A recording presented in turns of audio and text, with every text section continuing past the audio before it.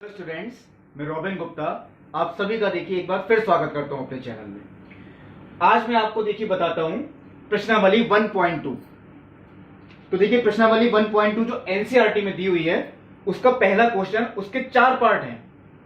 लेकिन पहले क्वेश्चन में देखिए एक लाइन लिखी है, निम्नलिखित में से कौन से रिक्त समुच्चय के उदाहरण हैं।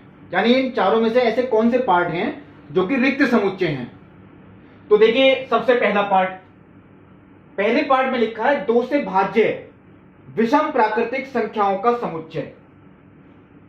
यानी ऐसी विषम प्राकृतिक संख्याएं जो 2 से विभाजित हों।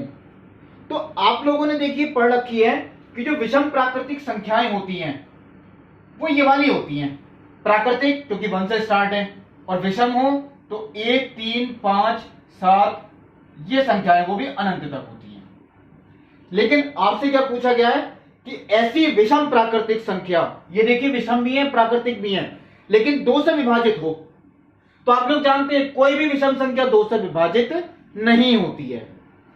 इसका मतलब है ऐसी कोई संख्या ही नहीं है जो कि 2 से विभाजित हो और विषम प्राकृतिक संख्या हो। यानी इसमें ऐसी कोई संख्या नहीं आती, और जब इसमें ऐसी कोई संख्या आती ही नहीं है तो ये रिक्त समुच्चय है। और रिक्त समुच्चय को आप लोग क्या लिखेंगे, आप लोग केवल 5 से लिख के दिखा देंगे, यानी कि ये एक रिक्त समुच्चय है। या तो देखिए 5 लिखेंगे या ये ब्रैकेट खाली छोड़ देंगे, दोनों में से कुछ भी कर सकते हैं आप, या तो 5 लिख दें या ये ब्रैकेट खाली छोड़ दें। अब देखिए दूसरा पार्ट, सम अभाज्य संख्याओं का समुच्चय। चलिए ये चीज तो मैं हटाता हूं। अब आपसे देखिए पूछा गया है सम अभाज्य संख्याएं, उनका समुच्चय। तो पहले तो आती है अभाज्य संख्याओं की बात। अभाज्य संख्याएं देखिए वो होती हैं जो सिर्फ अपने आप से विभाजित होती हैं, उसमें 1 इंक्लूड नहीं होता। 1 देखिए नहीं होती है भाज्य, बात ध्यान रखें, वो 2 से होती है स्टार्ट। और ऐसी संख्याएं जो सिर्फ अपने आप से विभाजित हो, तो देखिए इसके बाद 3 आएगी, फिर 5 आएगी, फिर 7, 11, 13, 17, 19, ये देखिए इस तरीके की संख्याएं, और ये भी अनंत तक होती हैं। ये ऐसी संख्याएं जो देखिए सिर्फ अपने आप से विभाजित होती हैं, इन्हीं को हम कहते हैं अभाज्य संख्याएं, यानी कि प्राइम नंबर्स। अब आपको ऐसी संख्या देखनी है जो अभाज्य भी हो और सम भी हो, यानी वो केवल अकेली ऐसी संख्या है और कोई नहीं है। यानी इसमें आती है संख्या, वो एक संख्या आती है केवल, और वो भी कौन सी है, 2, और कोई संख्या नहीं आती। तो इसका मतलब है इनमें एक संख्या तो आती है, तो ये रिक्त समुच्चय तो नहीं हुआ। रिक्त समुच्चय तो देखिए वो होता है जिनमें एक भी संख्या या एक भी अवयव नहीं आता हो। यहां एक तो आता है, वो भी कौन सी आती है, 2। इसका मतलब ये रिक्त समुच्चय नहीं है। हां, अब ये देखिए किसी ने मुझसे पूछा भी था एकल समुच्चय के बारे में। तो मैं अगर इसका उत्तर लिखता हूं तो या तो मैं लिखूंगा ये रिक्त समुच्चय का उदाहरण नहीं है, या अगर मैं इसका उत्तर लिखूं तो मैं ऐसा लिख के आऊंगा क्योंकि इसमें केवल संख्या कौन सी आती है, 2। आगे क्या लिख देता हूं, चलिए आपको समझाने के लिए लिख देता हूं, यानी कि ये रिक्त समुच्चय नहीं है।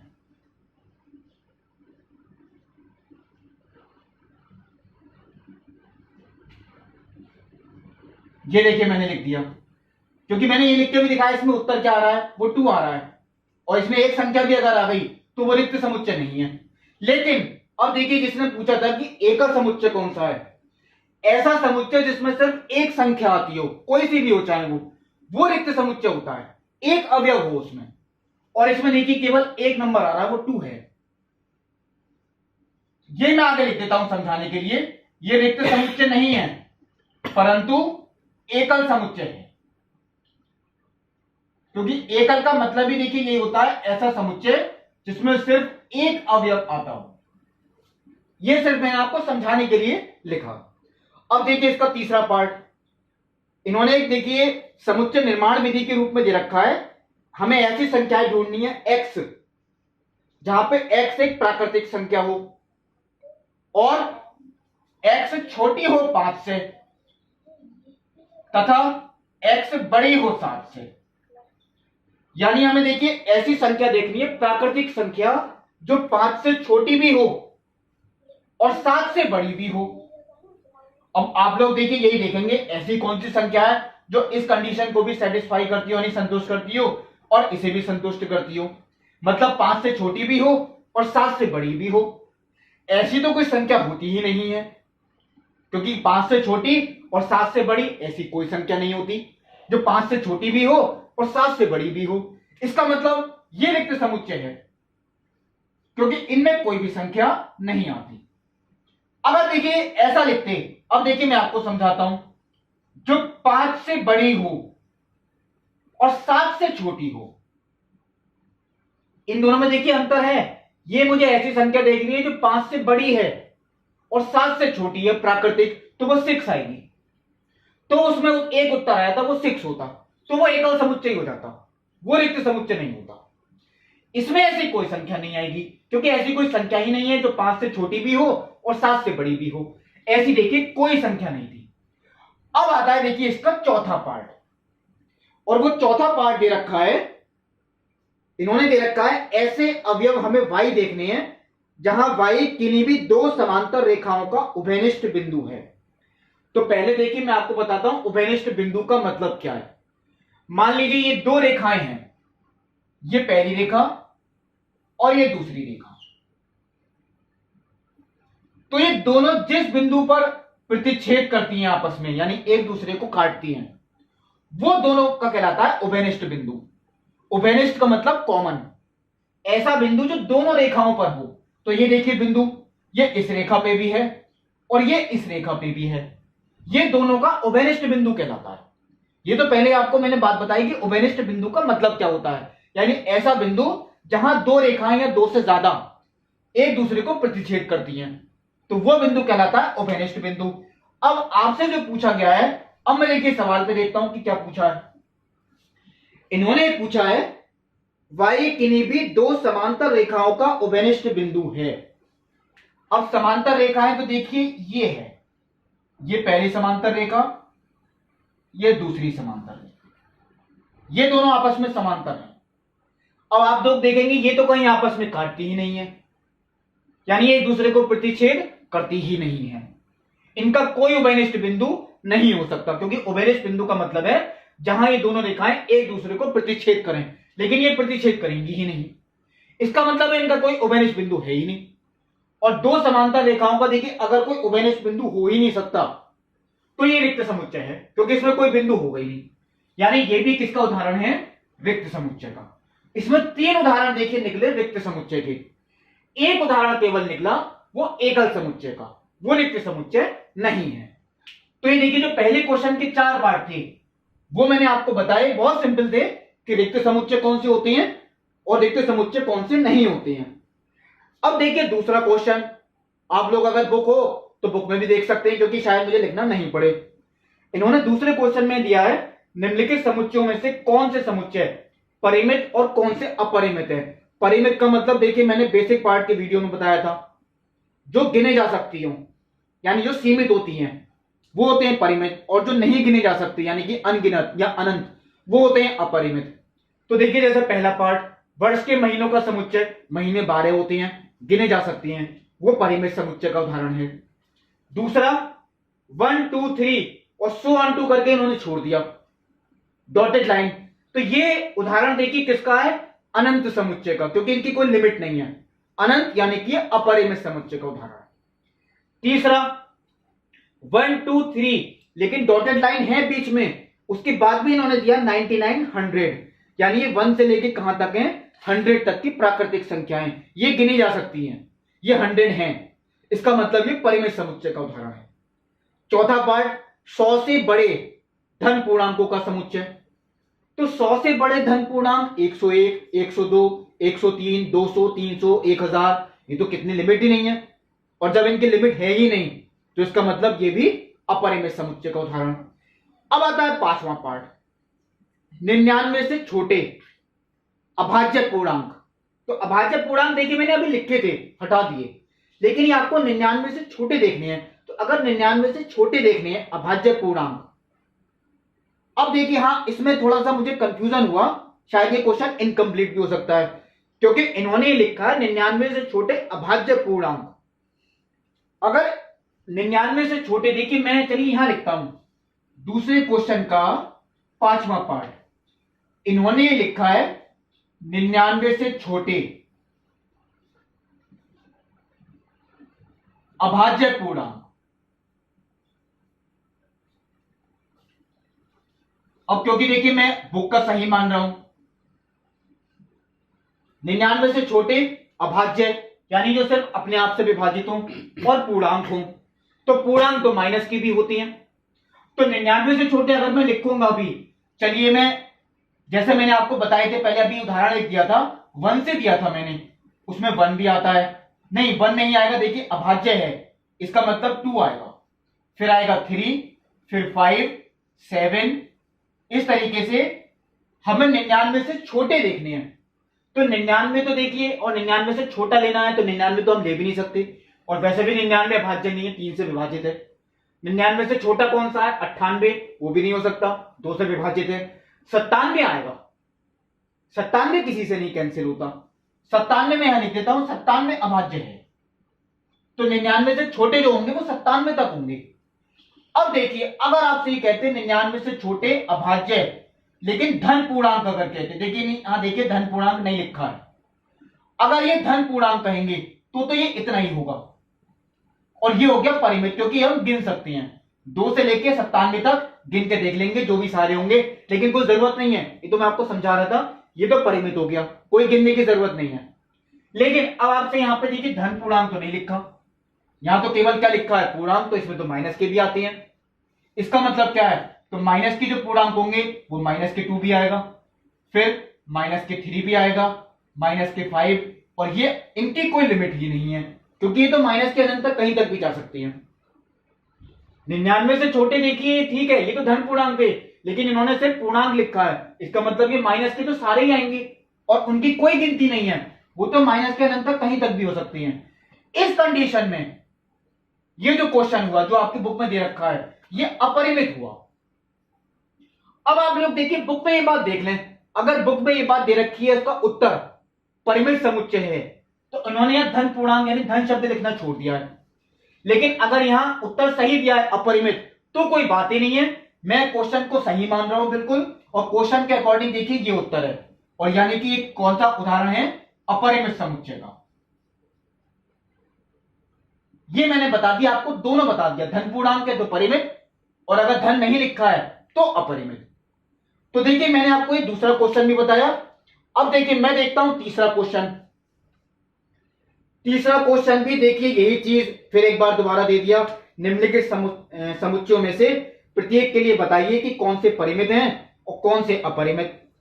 पहला पार्ट, एक्स अक्ष के समांतर रेखाओं का समुच्चय, एक्स अक्ष के समांतर रेखाएं और उनका भी समुच्चय। अब एक्स अक्ष देखिए आप लोग पढ़ चुके हैं, आपको रिवाइज करवाता हूं, 10th क्लास में आपने पढ़ा होगा, आप लोगों ने देखिए 2 अक्ष पढ़े हैं, एक तो होता है वाई अक्ष और एक होता है ये एक्स अक्ष, ये होता है मूल बिंदु, ये वाई अक्ष और ये होता है एक्स अक्ष। अब एक्स अक्ष की जो समांतर रेखाएं हैं वो देखिए ये सब होंगी, इनकी कोई लिमिट नहीं है, ये तो मैं कितनी भी खींच सकता हूं, ये तो नीचे भी हो सकती हैं, ऊपर भी, और इनकी संख्या तो अनंत है, और अनंत का मतलब अपरिमित, यानी एक्स अक्ष के समांतर रेखाओं का समुच्चय वो अपरिमित है। ऐसे ही अगर आपसे कहें कि वाई अक्ष के समांतर रेखाओं का समुच्चय, इनकी भी देखिए कोई लिमिट नहीं है, ये तो आप कितनी भी खींच सकते हैं, तो ये भी अपरिमित यानी कि अनंत। अब देखिए आता है आपका दूसरा पार्ट। दूसरा पार्ट है अंग्रेजी वर्णमाला के अक्षरों का समुच्चय। तो अंग्रेजी वर्णमाला में आप लोग जानते हैं ए से लेकर जेड तक टोटल 26 लेटर्स होते हैं, यानी कि वो परिमित है क्योंकि वो गिने जा सकती हैं। तीसरा पार्ट, उन संख्याओं का समुच्चय जो 5 के गुणज हैं, गुणज यानी जो 5 से विभाजित हैं। देखिए उन संख्याओं का समुच्चय जो 5 के गुणज हैं, यानी कि जो 5 से विभाजित हैं। तो 5 से जो विभाजित हैं वो देखिए 5, 10, 15, 20। अब ये तो पता नहीं देखिए इन्होंने कहां तक कहा है, इन्होंने ये तो नहीं कहा कि 100 से छोटे या 200 से छोटे, अगर ऐसा कहते तो वो परिमित हो जाता, लेकिन अब इन्होंने देखिए ऐसा कुछ दिया ही नहीं, इसका मतलब मुझे इस तरीके से ही छोड़ना पड़ेगा, यानी ये परिमित समुच्चय तो नहीं हुआ, ये कैसा हुआ?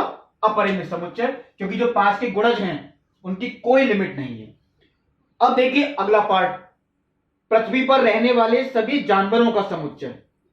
पहले मैं आपसे कहता हूं, अगर मान लीजिए यह मनुष्य होता कि पृथ्वी पर रहने वाले सभी मनुष्यों का समुच्चय, तो आप कहते परिमित है, क्योंकि देखिए वर्ल्ड की पॉपुलेशन आप काउंट कर सकते हो, जितनी भी होगी वो काउंटेबल है, यानी आप काउंट कर सकती हैं।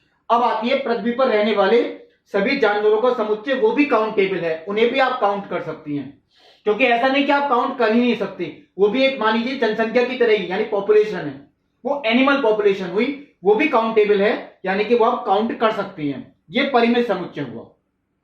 अब आता है पांचवा पार्ट, मूल बिंदु से होकर जाने वाले सभी वृत्तों का समुच्चय। तो देखिए तीसरा जो पार्ट है, मूल बिंदु से होकर जाने वाले सभी वृत्त। चलिए मैं आपको चित्र बनाते ही समझाता हूं। ये है देखिए मूल बिंदु, ये वाई अक्ष है, ये एक्स अक्ष है। मैं चारों चतुर्थांश भी ले सकता हूं, लेकिन मैं आपको केवल चलिए पहले से ही बता देता हूं। मूल बिंदु से होकर जाने वाले वृत्त, यानी वो इनकी बात कर रहे हैं। देखिए ये मैंने एक ऐसा वृत्त बनाया जो मूल बिंदु से होकर जाता है, यानी मूल बिंदु इसकी परिधि पर है। अब ऐसा आप केवल एक ही वृत्त खींच सकते हैं, ऐसा तो नहीं है, क्योंकि किसी का केंद्र कहीं होगा, किसी का केंद्र कहीं, त्रिज्या भी बदलेंगी, और केंद्रों की कोई लिमिट नहीं है, क्योंकि देखिए इसका केंद्र ये है, किसी और वृत्त का केंद्र देखिए यहां भी हो सकता है, किसी और वृत्त का केंद्र यहां भी, और ऐसे तो अनंत बिंदु होंगे, यानी ऐसे वृत्त अनंत हो सकते हैं, क्योंकि उनके केंद्रों की संख्या अनंत है, क्योंकि बिंदुओं की कोई लिमिट नहीं होती। और ऐसे बिंदु जो केंद्र है वृत्तों के, और जो वृत्त मूल बिंदु से होकर जा रहे हैं, इसका मतलब है उनकी संख्या अनंत है।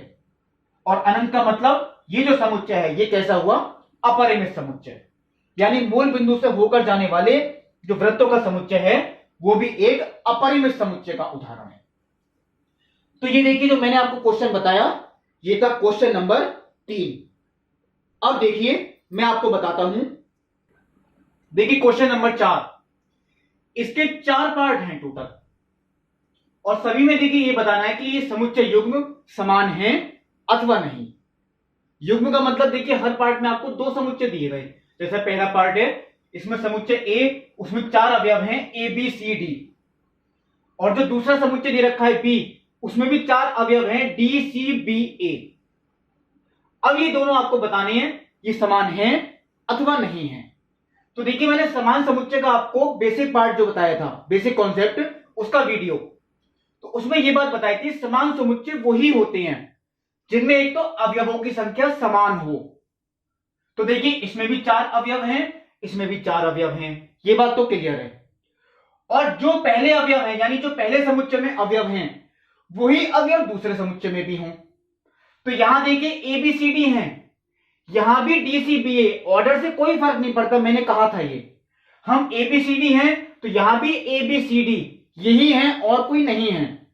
इनका ऑर्डर आप चेंज करके लिख देंगे तो इसका मतलब ये नहीं है कि वो समान नहीं होंगे, वो भी समान कहलाएंगे। यानी ये जो उदाहरण आपको दिया ये है ए इज इक्वल टू बी, क्योंकि यहां पे दोनों समुच्चय में अवयवों की संख्या भी समान है और अवयव भी समान है। अब देखिए दूसरा पार्ट, 4 8 12 और 16, इसमें 4 अवयव हैं, 8 4 16 18, इसमें भी 4 अवयव हैं। लेकिन यहां है 4 8 12 16, यहां है 4 8 16, लेकिन यहां 18 है, यहां 12 है लेकिन यहां क्या है 18। ये अवयव समान नहीं है, इसका मतलब ये दोनों समुच्चय समान नहीं है, यानी A is not equal to B. अवयव जो पहले में है वही दूसरे में हो, ऑर्डर से तो कोई फर्क पड़ता ही नहीं है, ये बात आप ध्यान रखें।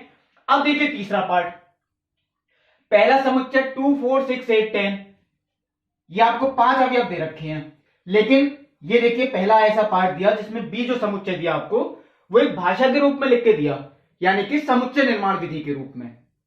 यानी बी ऐसे अवयवों x का समुच्चय है जहां x एक समधन पूर्णांक है और x छोटा है या बराबर है 10 के। x एक समधन पूर्णांक है और छोटा है या बराबर है 10 के। तो इसका मतलब यह है पहले इस समुच्चय को हम रोस्टर रूप में लिख लें तो आपको इजी भी पड़ेगा ये क्वेश्चन।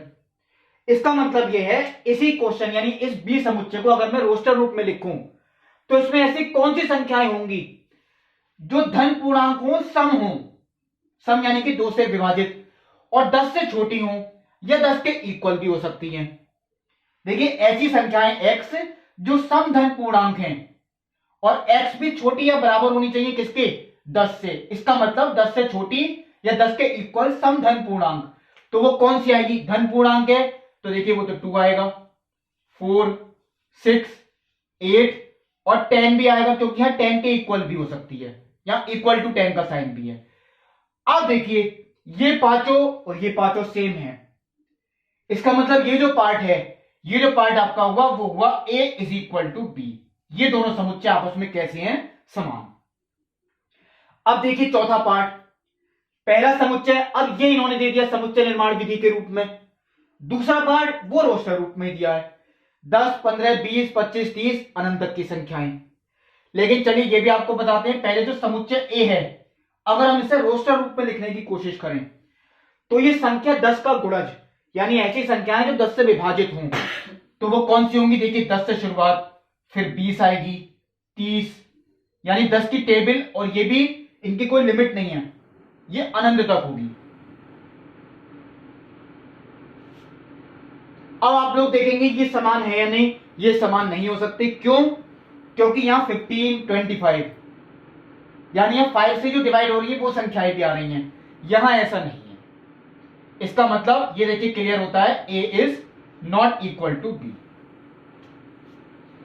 अब देखिए पांचवें क्वेश्चन, उसके भी 2 पार्ट हैं, वो भी चलिए मैं आपको समझाता हूं, और जो लोग कर सकते हैं बहुत अच्छी बात है, ये भी सिंपल है। पहला समुच्चय देखिए दे रखा है बिल्कुल ठीक रोस्टर रूप में, केवल 2 संख्याएं 2 और 3, लेकिन ये मुझे सॉल्व करना पड़ेगा, यानी ये ऐसे अवयवों x का समुच्चय है जो कि समीकरण इसके हल हैं। तो मैं ऐसे देखिए क्योंकि एक द्विघातीय समीकरण है, ये आप लोग शायद 9th और 10th दोनों ही क्लासेस में आपने सॉल्व किए हैं। हम द्विघातीय समीकरण के अगर गुणनखंड करें तो इससे जो उत्तर निकल के आएंगे वो पहले हमें देखने हैं कौन सी हैं, और वो बी समुच्चय की संख्याएं मानी जाएंगी। अब मैं चलिए इसके गुणनखंड अगर करता हूं तो 6 के ऐसे गुणनखंड, क्योंकि यहां तो 1 है तो 6 इंटू 1 कितना हो गया 6, 6 के ऐसे गुणनखंड जिन्हें जोड़ के कितना है 5, तो 3 दूनी 6 और 3 और 2 कितना हो गया 5, यानी कि x square plus 2x plus 3x plus 6 equal to 0। अब देखिए मैं इसे सॉल्व अगर करूं तो इन दोनों में वो देखिए x कॉमन, x प्लस 2, और इन दोनों में 3 कॉमन, ये भी x प्लस 2 इक्वल टू 0। इसका मतलब अगर मैं आगे सॉल्व करता हूं तो देखिए x प्लस 2 तो कॉमन आ गया और बचा क्या x plus 3 is equal to 0। यानी देखिए आपके 2 उत्तर आते हैं, एक तो अगर जब मैं इसे इक्वल टू 0 रखूंगा तो x इक्वल टू माइनस के 2, और एक इसे 0 रखूंगा तो ये माइनस के 3। यानी जो बी समुच्चय है मैं यहां लिख देता हूं, देखिए उसमें केवल 2 संख्याएं आती हैं, एक तो माइनस के 2 आती है और एक आती है माइनस के 3।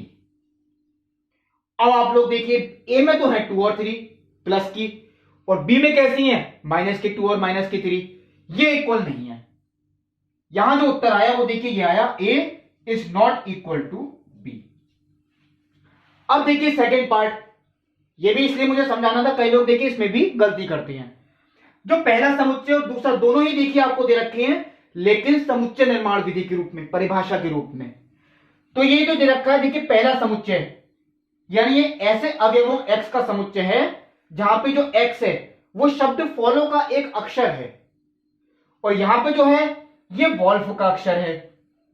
तो अगर मैं देखिए यहां पर टोटल काउंट करूं लेटर्स, वो तो 6 हैं, लेकिन जब आप समुच्चय के रूप में इन्हें लिखते हैं तो इनमें रिपीटिशन नहीं होगा, यानी कोई भी लेटर अगर वो 2 बार है तो वो हमें 1 बार ही लिखना है। तो F तो देखिए एक ही बार आ रहा है, चलिए ठीक है। O भले ही 2 बार आ रहा है, हम केवल एक ही बार ही लिख के दिखाएंगे। L कितनी बार है, 2 बार, 1 बार लिखेंगे। W 1 बार है। इसका मतलब इस समुच्चय में टोटल अवयवों की संख्या वो कितनी है 4। और अगर हम यहां पे देखें तो यहां पे तो देखिए कोई रिपीट ही नहीं हो रहा, W O L F। अब देखिए ये चारों लेटर वही हैं, भले ही क्रम बदल गया कोई फर्क नहीं पड़ता, ये जो चारों हैं वही ये चारों हैं। इसका मतलब इसका जो उत्तर आएगा वो आपका आएगा A is equal to B। ये देखिए आपका 5वां क्वेश्चन था। अब जो देखिए छठा क्वेश्चन है वो मैं आपको होमवर्क में देता हूं, क्योंकि उस क्वेश्चन में आपको ये बताना है, शायद 8 समुच्चय उसमें दे रखे हैं, उनमें देखना है उनमें से कौन से समुच्चय आपस में समान हैं। तो मैं जितने क्वेश्चन आपको अभी बता रहा था वो समान के ही बता रहा हूं। एक केवल छठा क्वेश्चन ऐसा है जो मैं आपको होमवर्क में दे रहा हूं। अब इसकी जो अगली प्रश्नावली है यानी कि 1.3 जो कि उप समुच्चय पर आधारित है यानी कि सबसेट, वो मैं आपको अगले वीडियो में बताऊंगा। तब तक के लिए नमस्कार।